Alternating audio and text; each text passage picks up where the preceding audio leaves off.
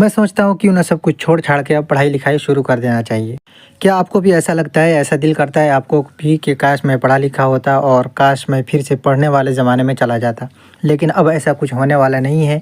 हाँ, एक वक्त था जब पढ़ाई से दिल भर गया था और दिल करता कि काश मैं भी काम कर रहा होता, मैं भी पढ़ाई छोड़ देता और यहाँ से कहीं दूर चला जाता। लेकिन अब ऐसा लगता है कि काश हम भी पढ़े लिखे होते। तो हेलो, अस्सलाम वालेकुम दोस्तों, गुड मॉर्निंग। कैसे हो आप लोग? उम्मीद करता हूँ आप लोग खैरियत से होंगे। तो ये हमारे लिए मुमकिन ही नहीं कि हमारी ज़िंदगी में हर रोज़ कुछ नया हो, ऐसा हो ही नहीं सकता। इसलिए कि हम लोग हमेशा एक ही रूटीन फ़ॉलो करते हैं और उसी रूटीन के हिसाब से मैं अभी चल देता हूँ फ़जर की नमाज़ पढ़ने के लिए।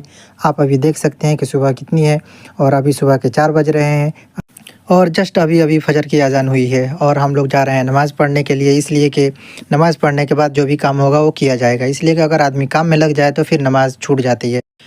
तो फाइनली मैं खड़ा हूँ अभी मस्जिद के दरवाज़े पे। मैं आपको अंदर का नज़ारा दिखाता हूँ कि हमारी मस्जिद कैसी है। तो ये रही हमारी मस्जिद, छोटी सी प्यारी सी।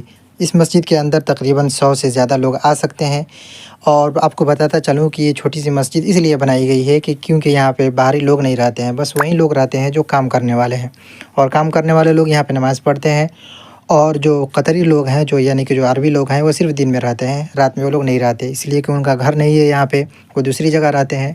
बस यहाँ पे सुबह से लेकर शाम तक रहते हैं।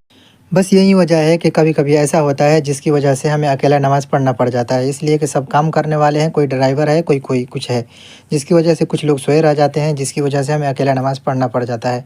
और आते भी हैं नमाज़ के लिए तो कोई बारी-बारी आता है, कोई बाद में आता है, कोई पहले आता है।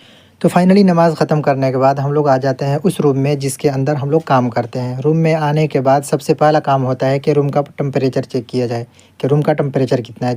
जिसके लिए रूम में लगाया गया है टाइमर मशीन, जिससे हमें पता चलता है कि रूम का टेम्परेचर कितना है, यानी कि रूम में कितनी गर्मी है और कितनी ठंडी। रूम का टेम्परेचर चेक करने के बाद उसी हिसाब से काम किया जाता है। एसी चलाया जाता है या फिर एसी बंद कर दिया जाता है। बहरहाल उन सारे झंझट से बाहर निकलकर हम लोग आ गए हैं जंगल में काम करने के लिए। और आजकल मौसम बड़ा ही ख़राब चल रहा है, यानी कि ठंडी का मौसम है और ठंडी ज़ोरों शोर पे है। जैसा कि आप लोगों को पता होगा कि ठंडी ख़त्म होने वाला है, लेकिन उसी हिसाब से ठंडी इतनी ज़्यादा है कि क्या बताएं।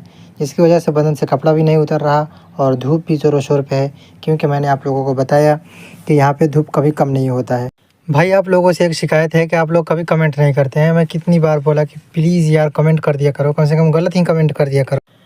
और कमेंट में सच बताइएगा कि आपका भी दिल करता है पढ़ने का अगर आप काम करते हैं, और क्या आपका दिल करता है पढ़ने का? मेरा तो भाई दिल नहीं करता, डर लगता है पढ़ाई के नाम से अभी भी, और अब दिल नहीं करता पढ़ने का सच में। आप कमेंट में ज़रूर बताइएगा कि आपका दिल करता है पढ़। तो चलिए वीडियो को यहीं पे ख़त्म करते हैं और मिलते हैं अगले